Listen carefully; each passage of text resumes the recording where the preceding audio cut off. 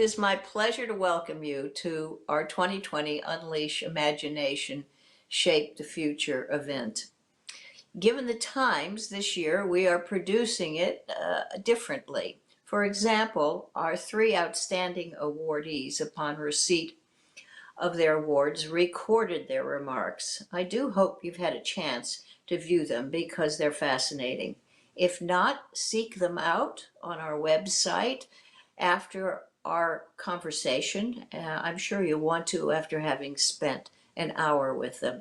I hope too that you've had a chance to bid on the auction of the trio of books by our awardees, each signed by the author. I'm sure that you and or some other special person will find them a wonderful gift for the holiday. Sir Arthur C. Clarke was prescient about technological and scientific developments that were realized decades later. He was fascinated by exploration of the universe, and he cared profoundly about planet Earth and about the well-being of humanity. He believed that imagination combined with science, technology, and the arts was essential to our future survival.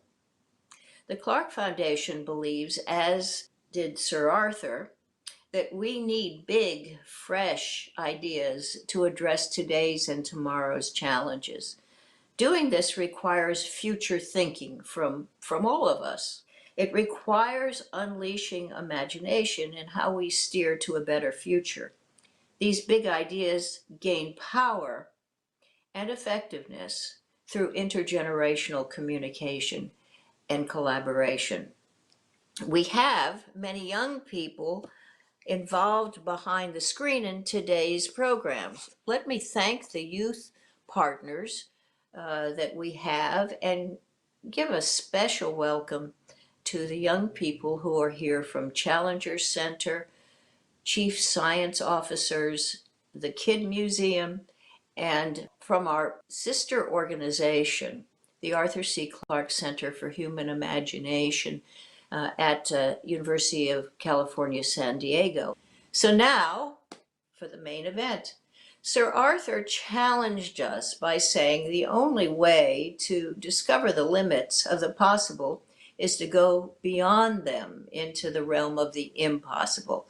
That call to use the power of our imagination to address the world's seemingly intractable challenges is what drives the Clarke Foundation.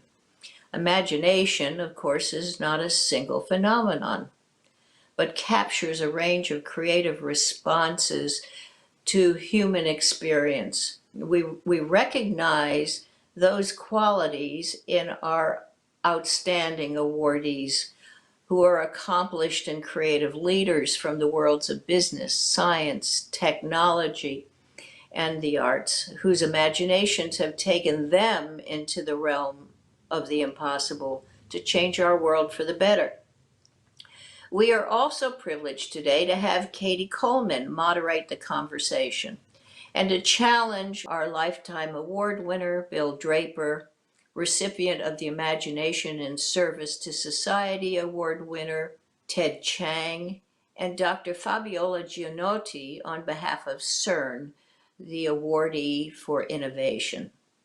We hope that they will offer their insights into how we might embrace imagination in the face of the trifecta of crises, pandemics, climate change, and social inequity, and how we might magnify the power of fresh ideas by working across generations. Again, you'll be able to learn more about each of our outstanding awardees by viewing their videos and reading the program. So I now conclude my remarks by introducing Katie Coleman, our moderator. Katie is an astronaut, musician, public speaker, mom, terrific person, and much more. She is passionate about the power of imagination. So let's now turn to the Clarke conversation on imagination, crises, and renewal, and to Katie, Bill, Ted, and Fabiola. So, take it away, Katie. Hello. I'm so happy to be here today with the 2020 Arthur C. Clarke Foundation awardees for what we're calling the Clarke Conversation. Now, you're going to find detailed bios in that electronic program, which is really awesome to read through. And also, I really encourage you, if you haven't already, to watch the videos, which are very personal and I think fascinating conversations with each of our awardees. So I'm just going to give a very short introduction to all of them, and we will get started. So our Lifetime Achievement awardee is William Draper, and we're calling him Bill because that seems to be what everybody calls him. He's a venture capitalist who's pivotal in the development of Silicon Valley, a prominent diplomat and administrator of the UN Development Program.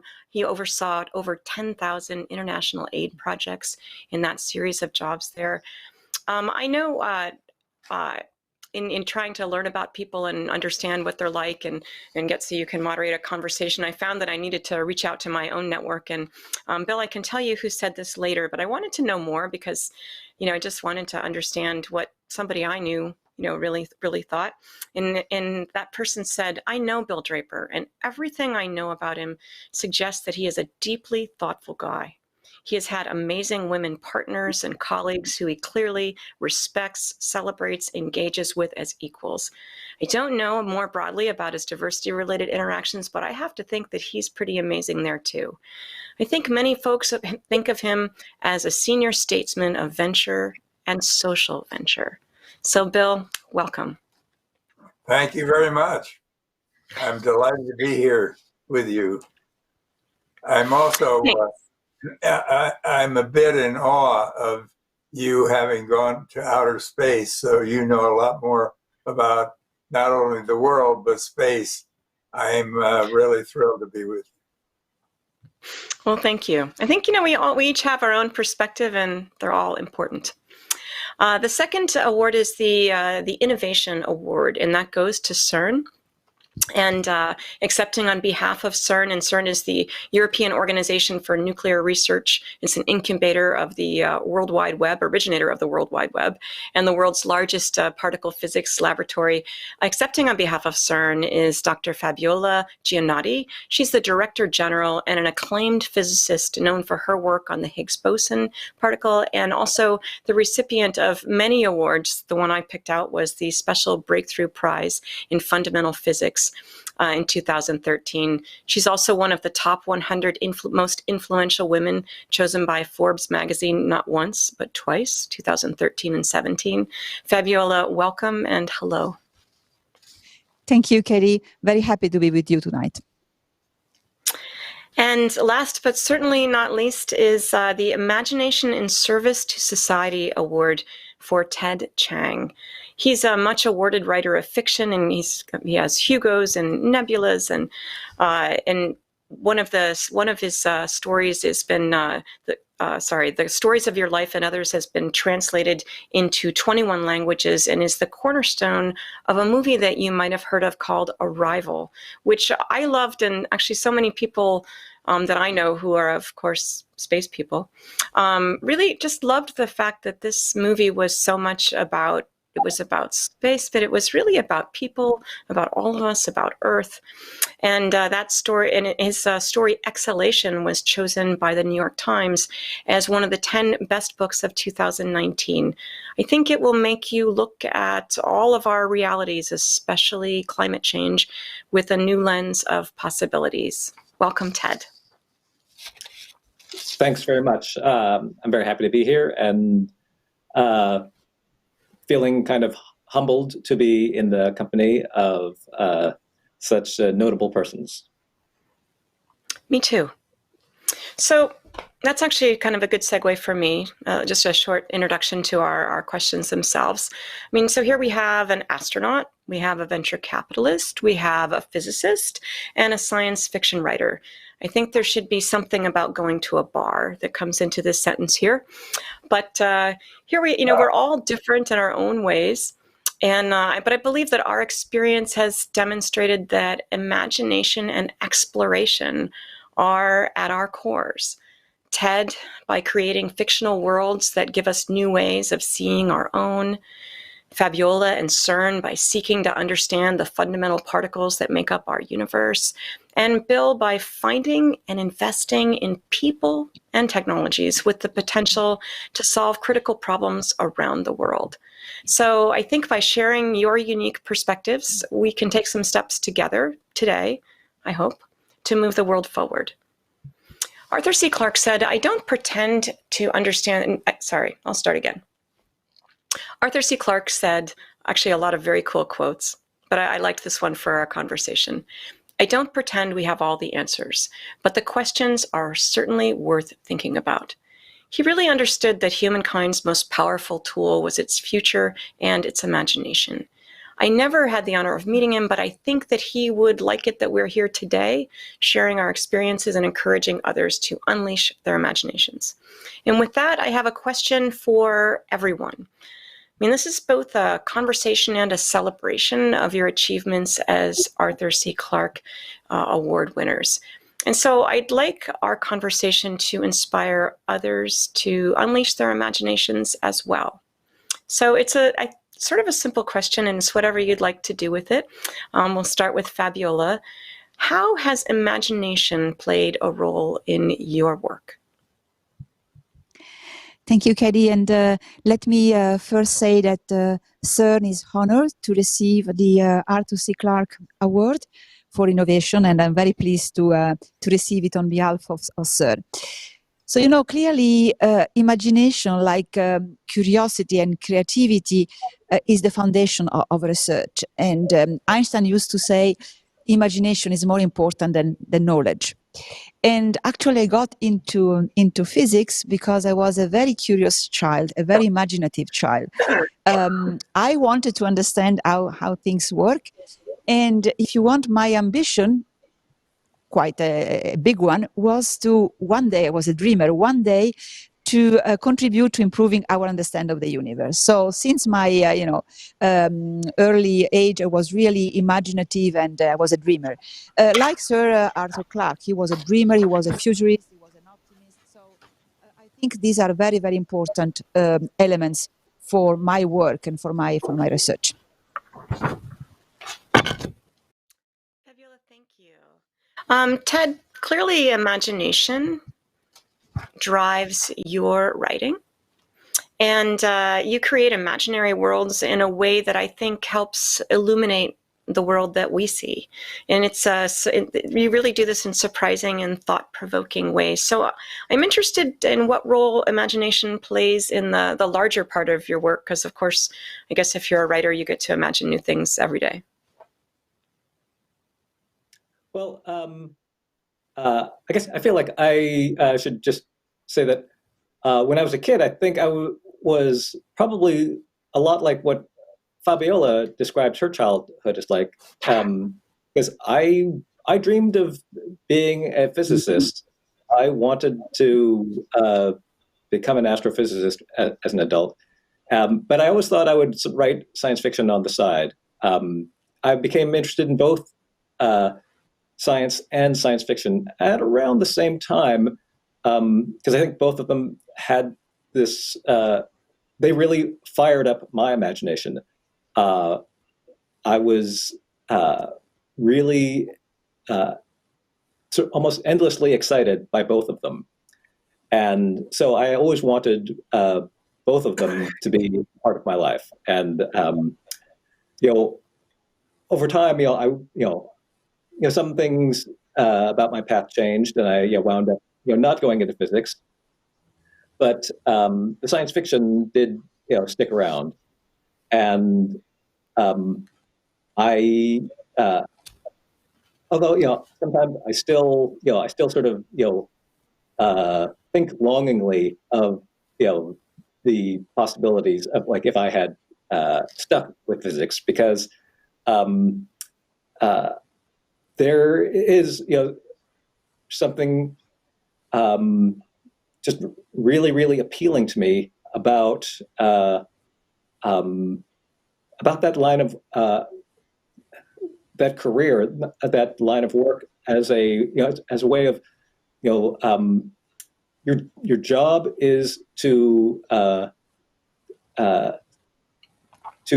think wild thoughts with the goal of understanding more about the universe. That is, I think science fiction does that too. But I suppose I have no regrets that I wound up in science fiction rather than in physics. But I definitely think from time to time, like, oh man, it would have been great to go into physics. Ted, do you think, I'm just sure of the answer, that your work changes physics? That physics, people who are physicists and chemists, I'll say, since I'm one, that you change their worlds and they find things they might not have found if you hadn't given them different points of view. Has anybody ever told you a story like that? Or Fabiola, do you have any stories like that? I mean, I've never been told that by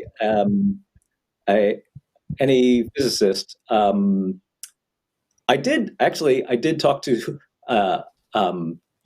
I did hear from a linguist who she told me that she became a linguist because she read Story of Your Life, and then she wound up becoming the linguistics consultant on the film Arrival. So I thought that was a very sort of neat little sort of small world kind of anecdote. That's awesome. So, Bill, the power of imagination and the role that it plays in your work, which I think many people think that it's all about technology, and you're judging, is this the technology that will change the future? And you're looking really at technology, but it seems like imagination plays a role for you. Oh, there's no question about it. The first thing I would say is I was very lucky to have ended up coming to a place where it's this almost a focus of the world to have imagination all around me. It was Silicon Valley was not known as Silicon Valley when I moved here in 1959, I think. I ended up participating with so many creative minds. I think I didn't ever add it up, but I think I've invested in some 50 different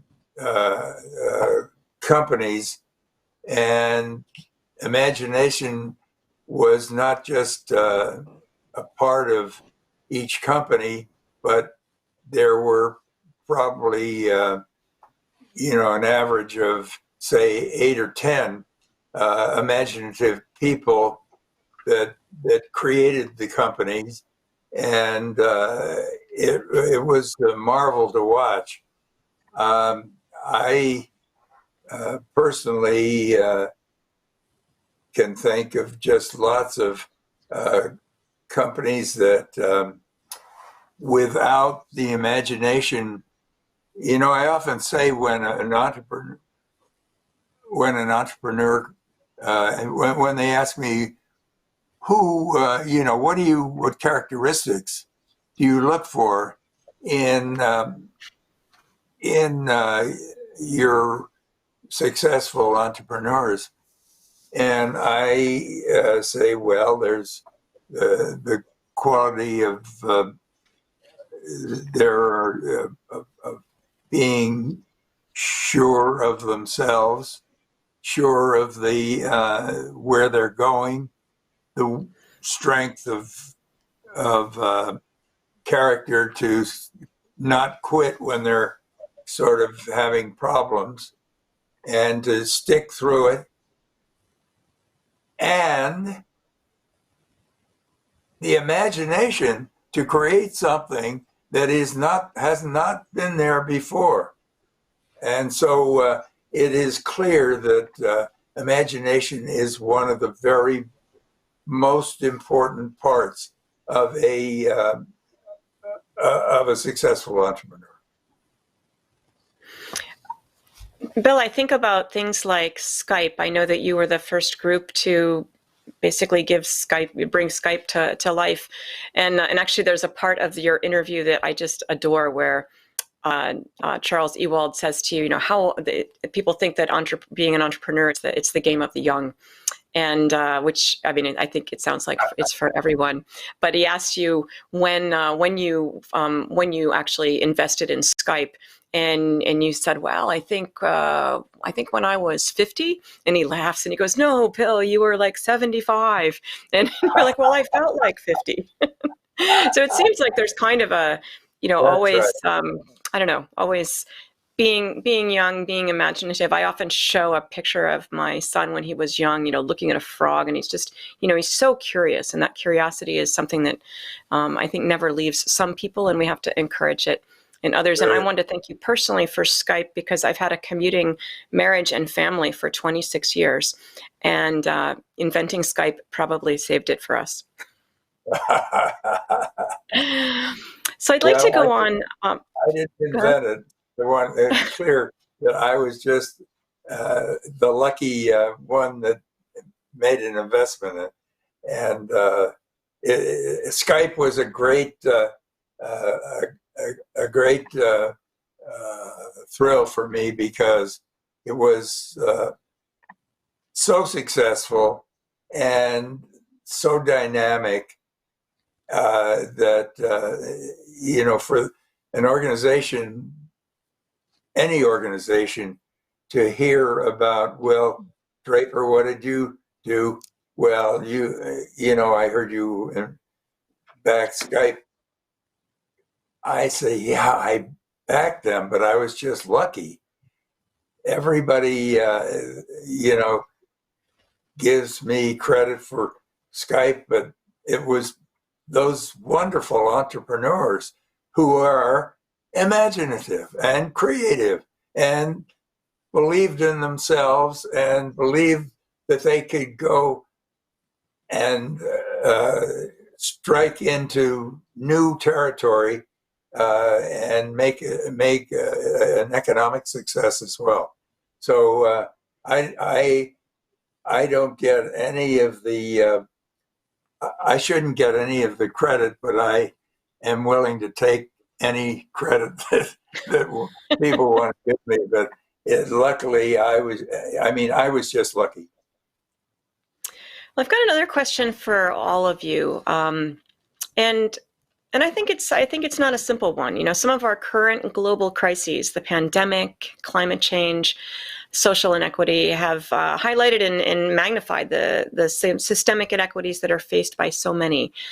And I think that when the world is overturned, the way forward often involves a fork in the road, and one path returns us to the status quo, to the world as it was before that upheaval. And many of us long for things to go back the way they were. But a real question is, the other path challenges us to reimagine possibilities and inspires us to build a better future.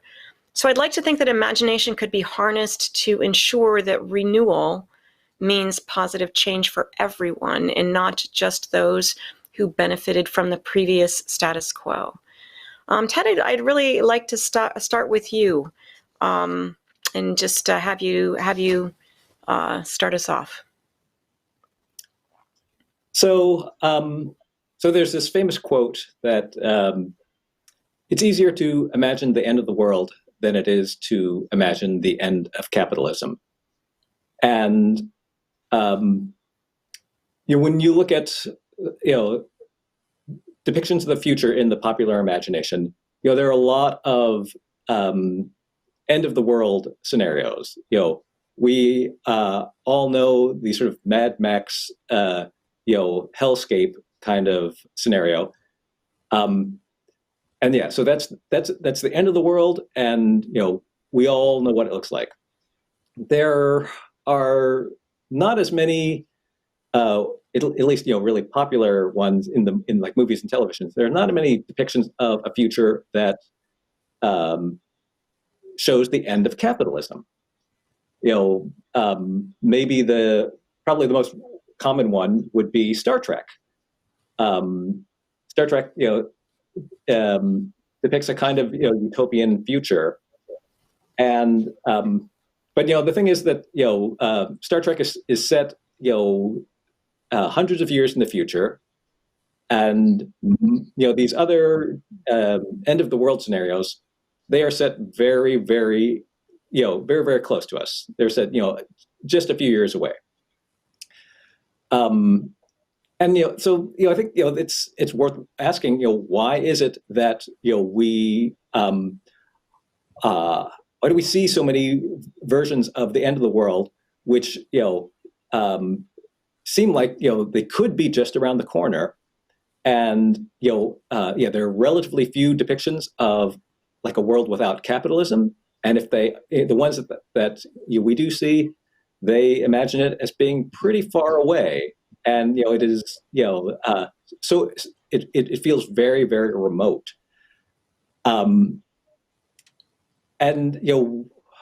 we need to be able to imagine some a future where capitalism does not have the same role, and we need to imagine that scenario as being something that we can envision happening sooner, within a period of decades rather than centuries, because because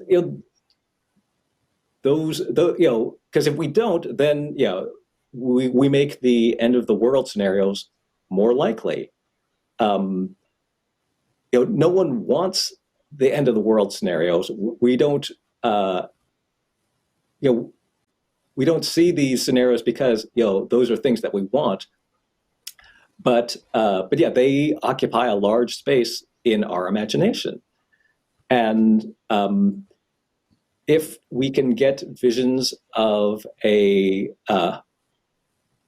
world without capitalism as is currently practiced, if those can be more widely known, if those become something that people are used to thinking about, they get accustomed to thinking about, and as not as something in some remote future, but as something that maybe could happen in the next few years or decades, that I think that will be a necessary prerequisite for that future coming to pass.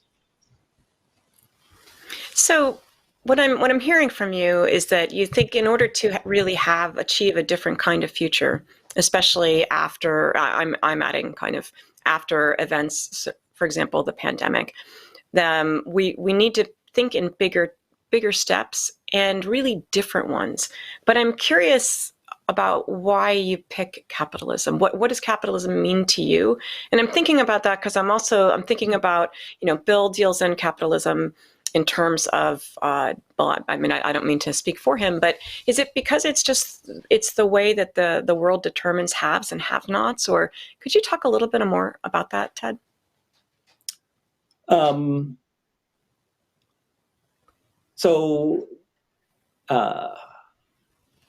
Okay, so if we talk about the specific crises that we're facing, like one is the pandemic, and one of the problems with specifically the United States handling of the pandemic, had to do with in some ways like the fact that the United States kind of fetishizes capitalism and would never imagine, like, say, universal health care or a federally mandated paid sick leave, both of which would have been super, super helpful during the pandemic.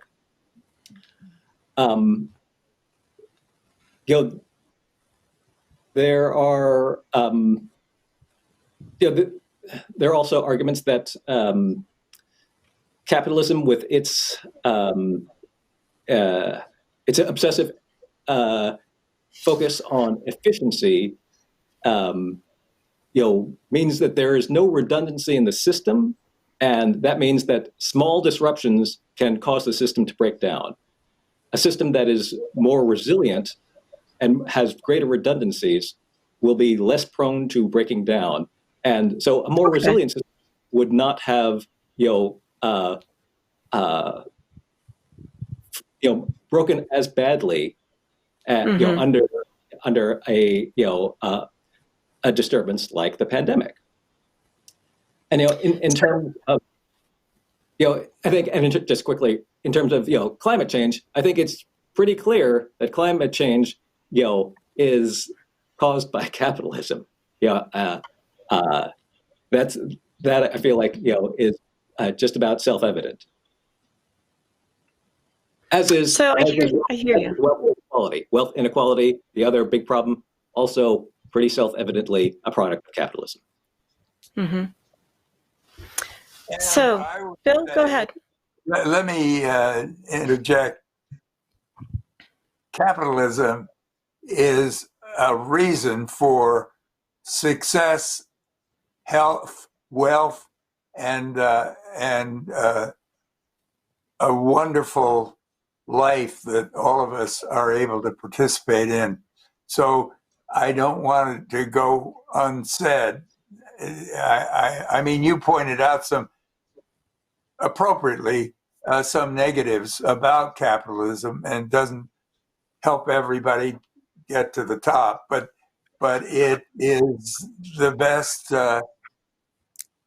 system, economic system that we have divined.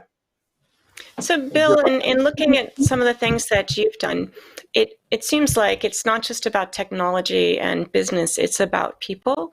And in fact, it's about worlds of people that are not usually seen, or that their inventions are not coming to the top, that you're trying to change the balance of who is, who we are seeing in terms of new products, new ideas.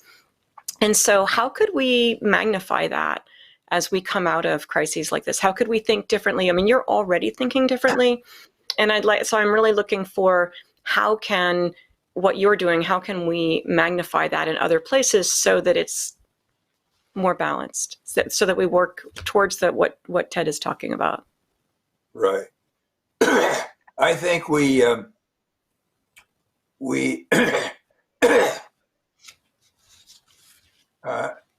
first of all, I would say that things are working pretty well.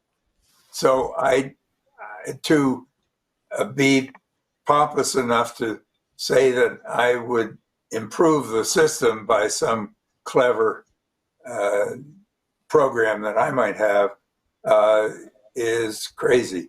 But I would say that things are working well, but we could encourage more independence of independent thinking. And that's what Arthur Clarke is all about, creative, imaginative thinking. And we should encourage that in all forms, and not hold people back because of the system doesn't allow flexibility, imagination, and creativity. So I would say, we're doing very well, I think, in this country, and not so good in Venezuela. So part of that is the management and the ability, one vote, one person, everybody participates, and therefore, as we've seen in this very recent election, the people spoke, and they are ending up with I think, a good leader. And I have not Not to get political, I am not that fond of Donald Trump, but I'm really relieved that things went fairly well during his term too. So let's just be thankful for a system that really works, and we I don't think, you know, I don't at my age, I probably don't have as much imagination as all of you, but I would say it's a pretty good program we've got, pretty good rules we've got, and I for one am hopeful that it continues for a very long time. Well, and I think, Bill, that you underestimate a little bit, some of you've been the force of change in that industry. And, when I actually, for example, Google venture capitalist, you'll see, 100 different things on the screen. There's very few things of people, and almost none of them are women. And yet, I look in your organizations, I see very much an emphasis on inclusion, and it's just something that's a part of a way of life for you.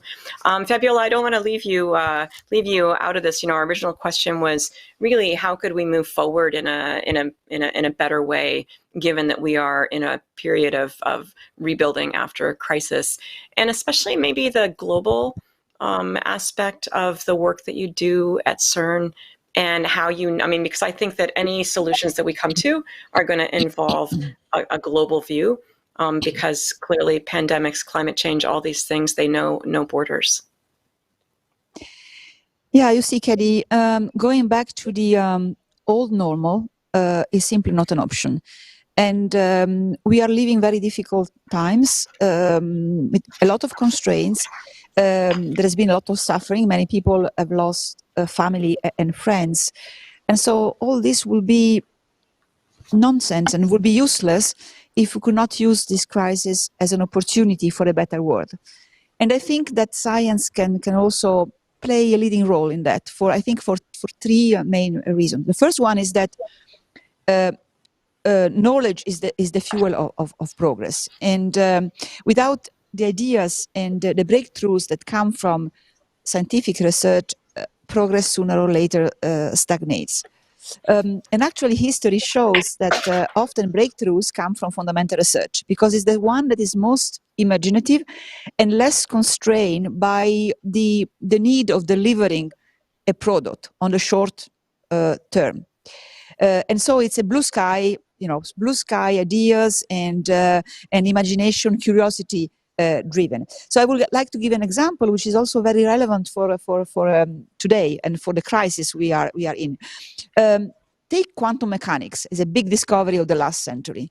But when it was developed and it was thought of, it was considered completely useless knowledge, because so far away from any practical application. And yet, without quantum mechanics, modern electronics will not exist.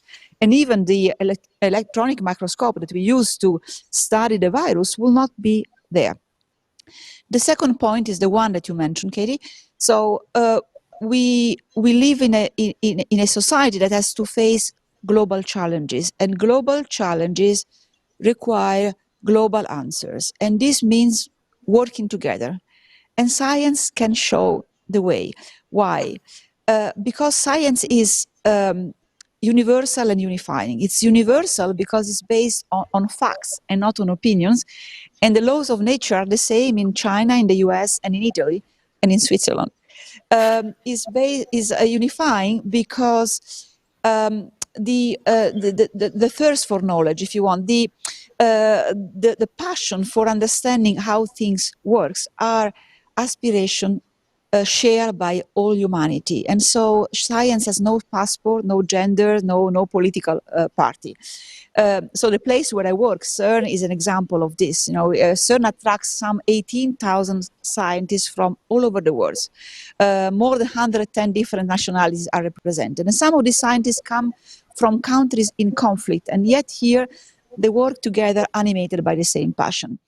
And the third point that I would like to mention is that science really shows the best of itself when it is open science. So, data available to everybody, publishing articles in open access journals where you don't have to pay to read, developing open source software and open hardware. I think this is very important for a sustainable society. It's a very powerful tool. Open science and education, accessible to all, are very powerful tools also to reduce inequities. And the gap between the rich and the poor, between the developed countries and developing countries. And you know very well that this gap becomes bigger at every crisis. And this crisis has the potential of increasing that gap. And so education and knowledge are the most, perhaps the most greatest things that we can give to people to empower them. So that's why I think that science can play a very important role in the renaissance after the crisis.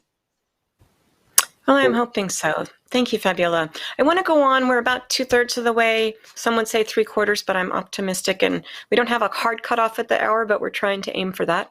And we still want to get some questions in. But I do have questions from our chief science officers that I'm going to read. The intergenerational communication and collaboration are a key part of the Arthur C. Clarke Foundation's mission, and I think important to Arthur C. Clarke himself. So bringing in new perspectives of new generations of scientists and thinkers, I think, is critical. And I'd like to share questions from 2 young women who are the chief science officers in their schools and in their communities. This is a really neat organization that I really like. It was started just a couple of years ago, and now there are several hundred chief science officers, many in schools in the West, out in Arizona, some other states out there, but actually also around the world. And so we're going to hear from, I'm going to read Chalet Clemens and Haley Stuben's questions. One of the things they do in their job as the chief science officer, this is sort of like being the class president, but instead you are the person who's trying to facilitate science communication in your school and actually in your community as well. So Chalet Clemens asks, and any of you can answer, what would be some benefits of younger and older generations being imaginative together? And I would add, and how can we create these opportunities and not just hope that they happen?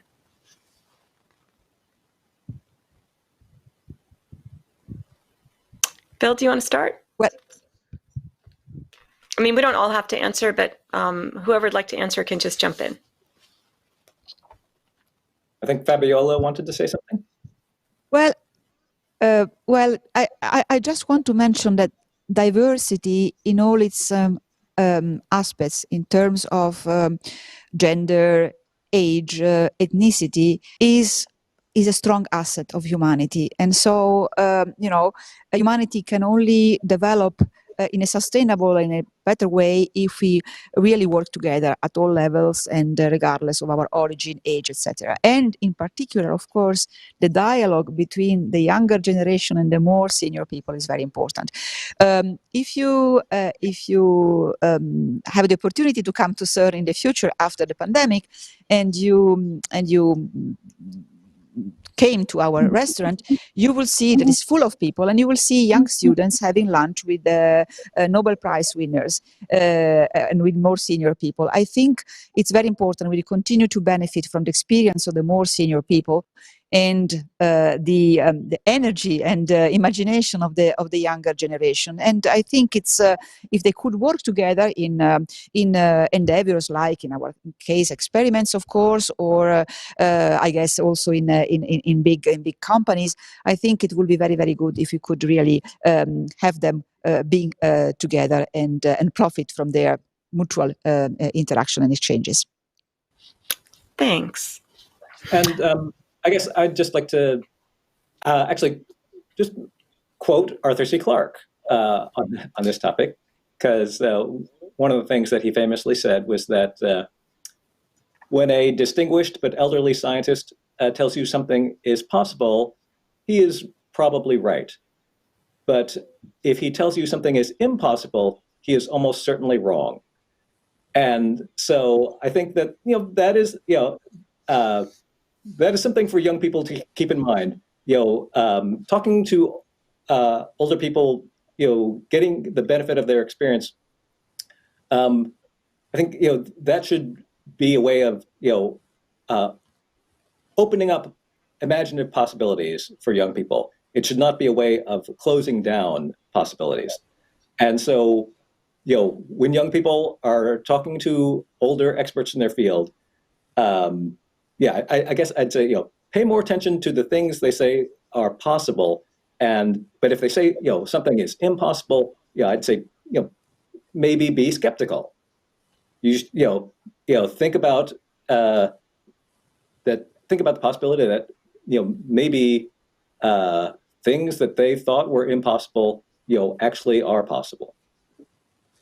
I have So I think, go ahead. I have a boy that lives with me, 18 years old.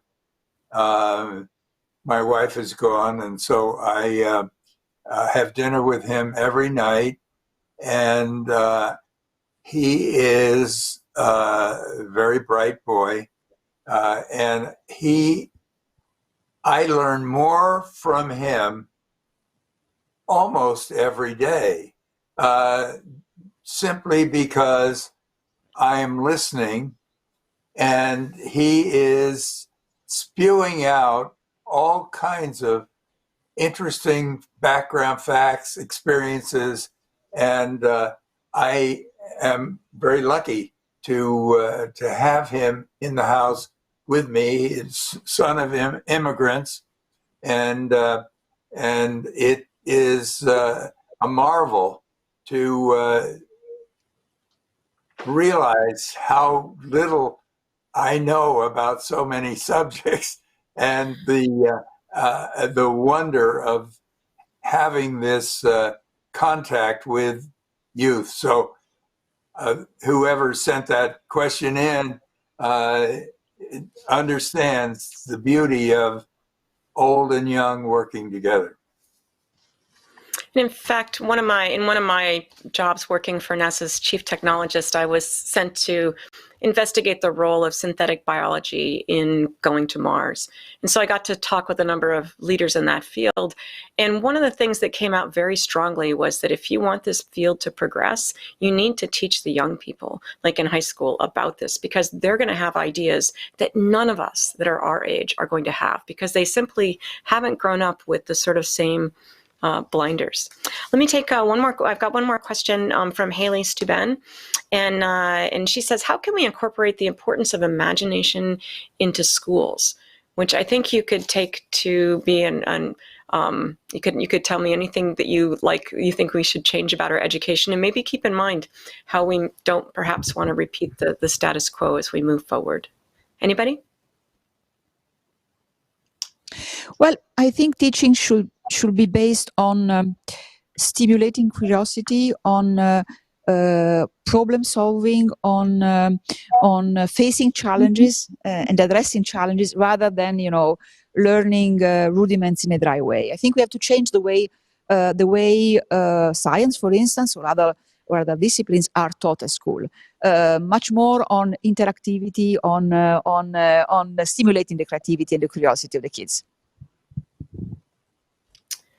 And I guess I'll just I'm gonna put in a plug for the arts in all its various forms, because the arts fuel the imagination, and they're certainly not more important than other fields of study, but I think that they are an essential part, and a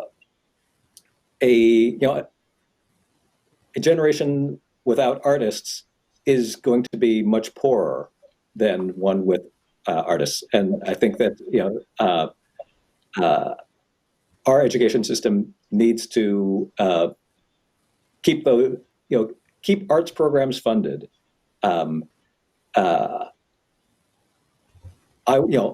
I definitely agree with Fabiola that the instruction in fields like science, and physics they need to be much, much better. They need to be much more engaging.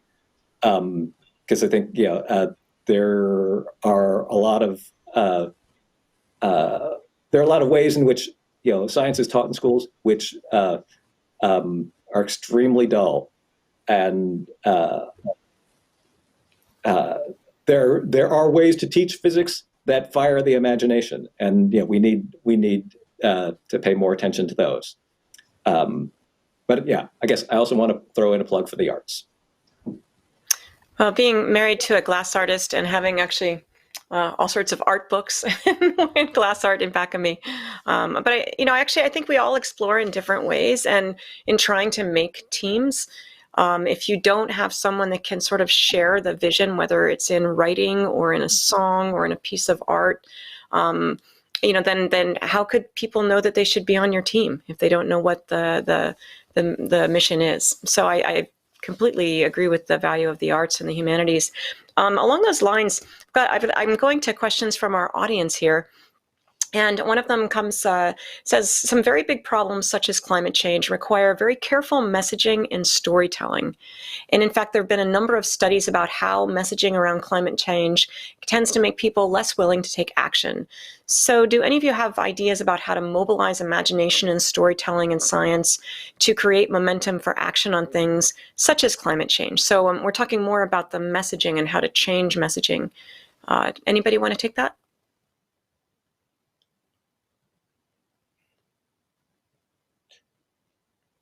I was going to say, Ted, it might have to be you because you're the storytelling guy. Well, okay, so I guess I think there is a lot of messaging. I'm not exactly sure what the questioner is referring to, but I will say that there is a lot of messaging that places the burden on fighting climate change on individuals, and that is the wrong message, because the vast majority of carbon emitted globally is emitted by just a handful of multinational corporations. So fighting climate change, the responsibility is not on individual consumers. It is on giant companies, and that will require regulation. So so I think that a lot of the messaging, which I think is often funded by corporations, which say like it's up to you to put in LED light bulbs or recycle. They are trying to shift your attention away from the fact that they are the ones who generate the vast majority of the carbon. And so, I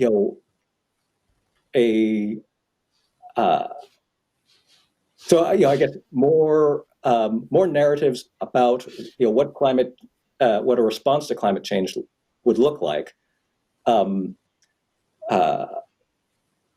Those would be narratives involving things like government regulation and a carbon tax and things like that. And those are things that I think would help make a response to climate change more palatable to individuals, and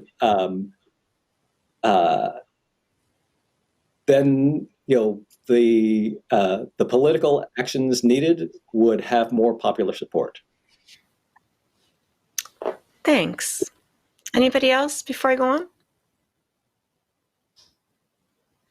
I think that was well said. I couldn't agree more. And but it, if I had to project what will happen to the Earth, I would say that one day it's going to burn up.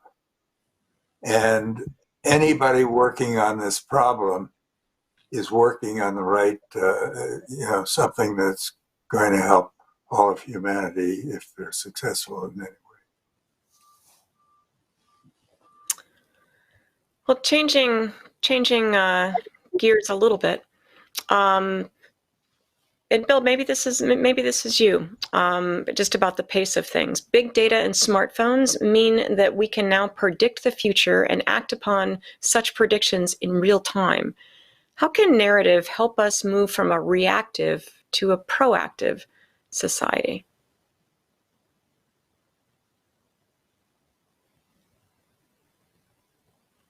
I'm thinking that in terms of, what I think their premise is that we have all this information, and so we should act real time. But it seems to me that making good decisions still comes down to including the information that we can now get so quickly, but realize that there's more of a big picture out there and more thinking to do. And I wonder if this comes into play in the things that you're trying to do.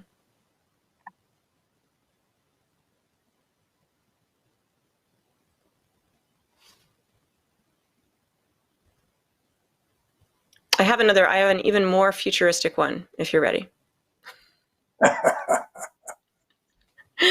Let's see.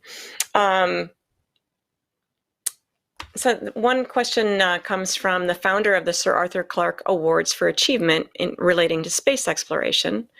And he says, and this is Jerry Stone, he says in the 1970s, Gerald O'Neill and others proposed large-scale habitats in free space. Their construction and the use of off-world materials could save major problems that we have down here on Earth. But building these structures now would be far easier and cheaper using robotic and 3D printing and other techniques that didn't exist in the 70s. So what he wants to know, what is the panel's view on such ventures with their potential benefits? And so I think he's saying, and you might interpret it differently, that now that we have 3D printing, we don't have to be thinking that we have to get our materials from somewhere else. We actually are able to use the materials we have right here on Earth, but in different ways. And what are your views on basically building things in different ways? Okay, I'll take a stab at that. I guess I wish I had a little more context on the question, but I think that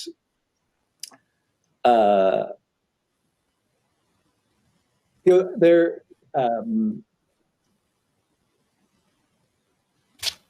So building like O'Neill cylinders in space, I guess. So that's the thing. Okay, I had not understood that. Okay. I think that's what he's asking about. Oh, could you maybe give people context on that, Ted? Because I understand what I understand him to be saying. I think he's talking about these large cylindrical space stations that are spun to simulate gravity and have people living on the interior side, and I read Gerard K. O'Neill back in like the early 80s, and I definitely was my visions of what the future might look like were definitely shaped by his work.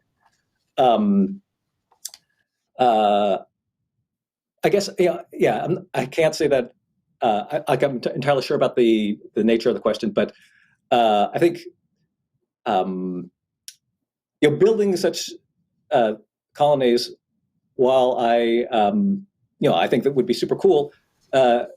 We'd probably, it would certainly make sense to get the resources to build them off planet, because rather than pull them out of the gravity well of Earth, like if you could process raw materials from the moon,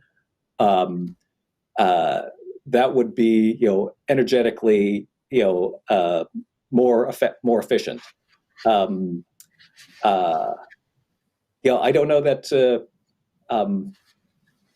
don't know that like mining on the moon will be a major source of resources for use on Earth, because I think that in general, as technology improves, the cost of getting materials out of the ground on Earth goes down, and so if you're building stuff on Earth, you'll probably be better off building using materials from the Earth. If you're building stuff in space, then you'll probably be better off getting materials from space. But certainly, I guess robotics and 3D printing would reduce the need for human presence to build these things. And as for the question of like human habitation in space stations, while I again think that would be super cool, that doesn't solve a lot of the problems of people living on Earth. You will never be able to build enough of them to solve any of the issues that like the billions of people living in the global South are facing. I don't think O'Neill colonies will help. Some of the other things that I think Gerard O'Neill was interested in, like solar power stations, I feel like those are definitely possibilities. Building solar power stations using robotics or 3D printing in space, and then using them as a way to beam energy down to Earth. I guess I think those are probably still worth considering. But it would take a really detailed analysis to say with any confidence whether those would pan out. No, I agree. And actually, to me, when I'm listening to the things that you're talking through, so many of them are interdisciplinary. And it's about the combining of different disciplines together, where you need construction people, you need people who can think about what is the part of this that we can't just print in order to actually make the whole machine. We have about 5 minutes left here, and I just want to give you a chance to make some, closing statements. We've talked about a lot of different things during the panel, and all of them are important. They're clearly important to many people. We have a lot of questions in the chat, and it's been fascinating to read through those. And so, feel free to comment on anything that you like. I think that we're all here to understand how to build a better global future through the use of imagination. And I think it's very generous of all of you to spend your time and to think out loud in front of lots of people, answering questions that you hadn't thought about before. I think two common threads are the global impacts of your actions and the mission-oriented nature of your work. Bill, as a pioneer of venture capital, and through your United Nations work, Ted, with the global reach of your writing, and Fabiola, with the impact of CERN's discoveries worldwide, which don't happen without strong leadership and building a place where everyone is welcome to do science, which I'm understanding you're working really hard to do. So with that, I'd love to hear from each of you, maybe starting with Bill, and then Fabiola, and then Ted, with your final comments before we close our session. Well, I wish there were more sessions like this that were well broadcast, because I think it's been very, very interesting for all of us.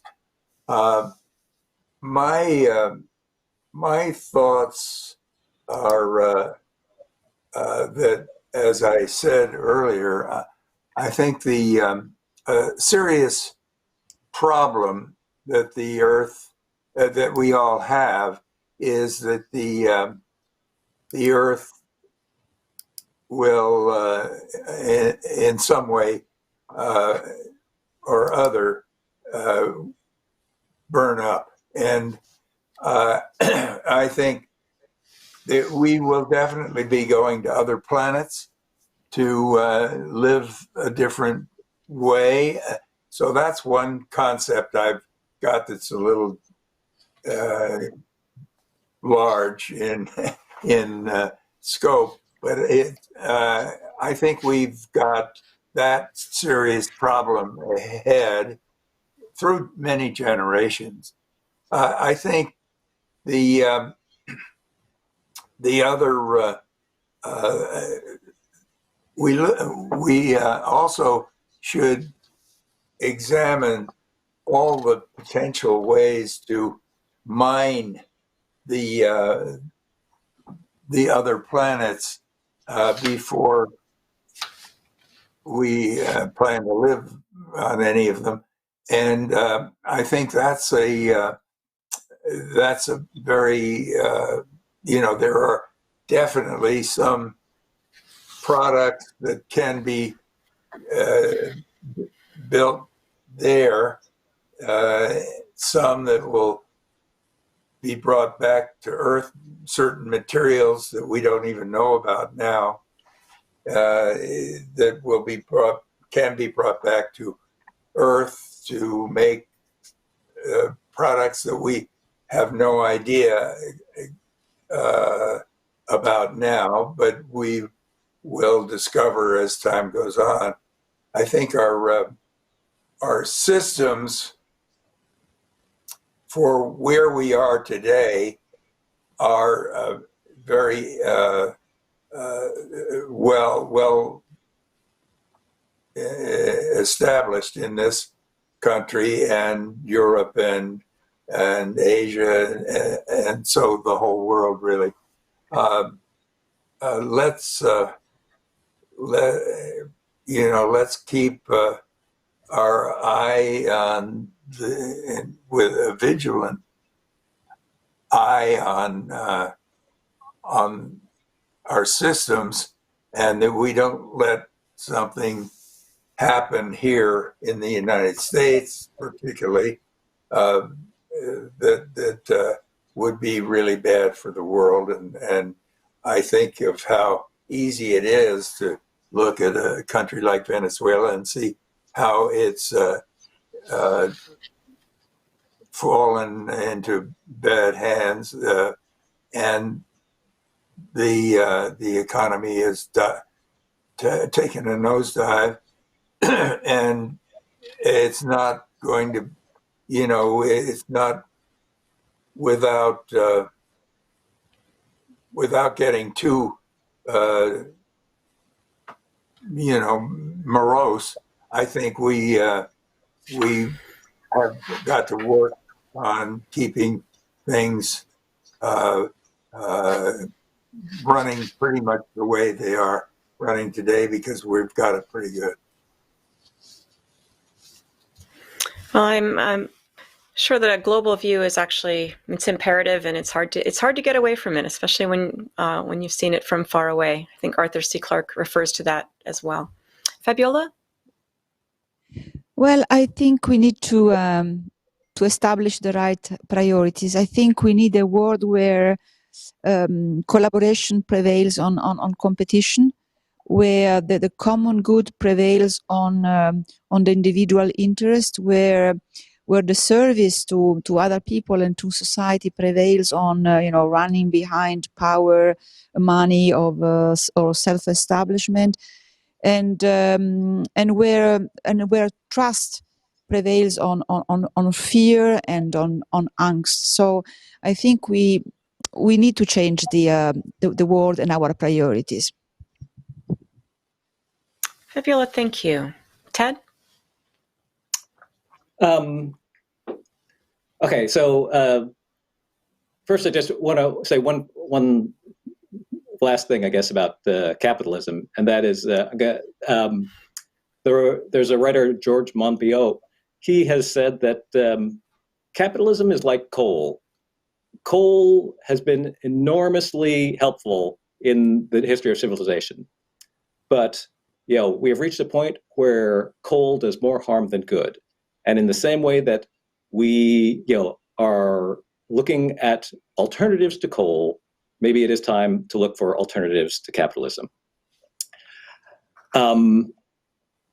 Then, I guess finally, about the role of science fiction, I want to quote a piece of science fiction. I want to quote Neo's speech at the end of the movie The Matrix. At the end of that movie, he says, he's talking to the agents, and he says, "I know that you're afraid. You're afraid of us. You're afraid of change. I don't know the future. I didn't come here to tell you how this is going to end. I came here to tell you how it's going to begin. I'm going to hang up this phone, And then I'm going to show these people what you don't want them to see. A world without you. A world without rules and regulations, without boundaries or borders. A world where anything is possible. What happens next is a choice I leave up to you. And that's a quote from a science fiction movie about a guy who has attained superpowers and is talking to some villains. But it is also the goal of all progressives. That is what progressives are saying to the establishment all the time.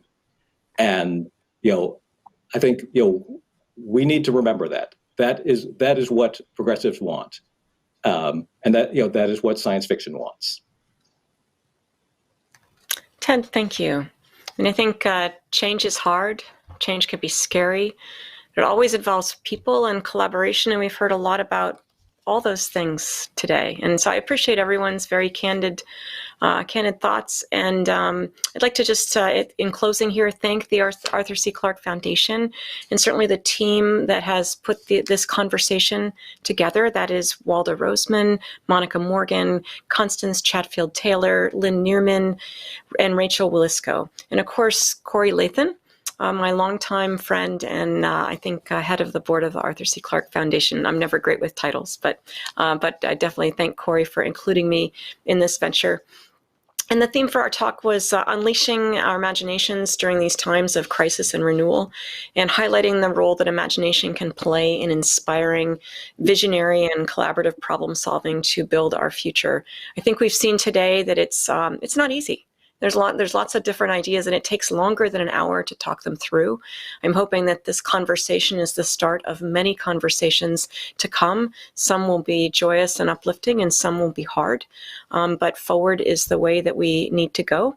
I leave you with a quote by Arthur C. Clarke. The limits of the possible can only be defined by going beyond them into the impossible. I'd like to thank these three people who know a lot about doing that, and they've shared some very valuable insights today. So thank you very much, and we'll see you on the road forward. Thank you. Thanks.